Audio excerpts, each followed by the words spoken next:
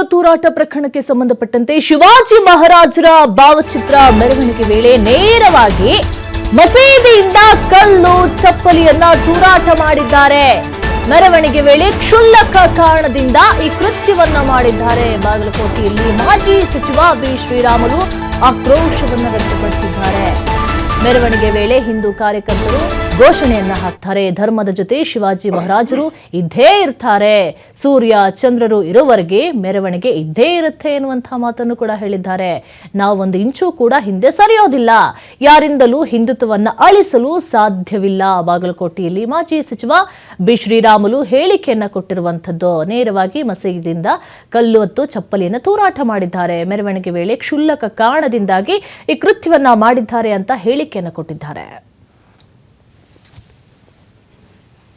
ಛತ್ರಪತಿ ಶಿವಾಜಿಯವರ ಜಯಂತ್ಯೋತ್ಸವ ಅಂಗವಾಗಿ ಏನು ಅಲ್ಲಿ ಪ್ರೊಸೆಷನ್ ಏನು ನಡೀತಾ ಇತ್ತನೋ ಆ ನಡೆಯುವಂತ ಸಂದರ್ಭದಲ್ಲಿ ಮಸೀದಿಯಿಂದ ನೇರವಾಗಿ ಕಲ್ಲು ತೂರಾಟ ಆಗಿದೆ.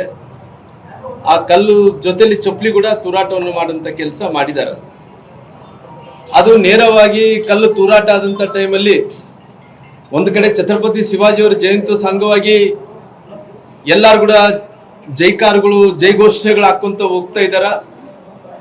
ಹೋಗಂತ ಟೈಮಲ್ಲಿ ಕ್ಷುಲ್ಲಕ ಕಾರಣದಿಂದ ಏನಂದ್ರೆ ನಮ್ಮ ಛತ್ರಪತಿ ಶಿವಾಜಿಯವರ ಜಯಂತ್ಯೋತ್ಸವ ಮಸೀದಿ ಮುಂದೆ ಹೋಗಬಾರದು ಅನ್ನಂತ ಕಾರಣದಿಂದ ಅಲ್ಲಿಂದ ನೇರವಾಗಿ ಕಲ್ಲು ತೂರಾಟವನ್ನು ಮಾಡಂತ ಕೆಲಸ ಮಾಡಿದಾರ.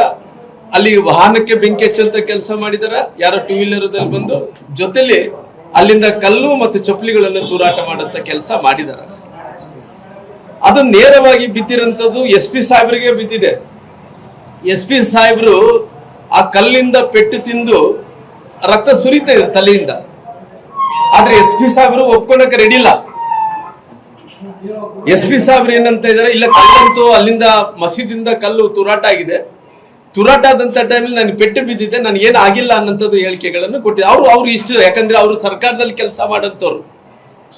ಯಾಕಂದ್ರೆ ಇಡೀ ರಾಜ್ಯದಲ್ಲಿ ಇವತ್ತು ಈ ರೀತಿ ಇದ್ದಂತ ಟೈಮಲ್ಲಿ ನಾನು ಈ ರಾಜ್ಯದಲ್ಲಿ ಕಾನೂನು ಸುವ್ಯವಸ್ಥೆ ಸಂಪೂರ್ಣವಾಗಿ ಕೊಲ್ಯಾಪ್ಸ್ ಆಗಿದೆ.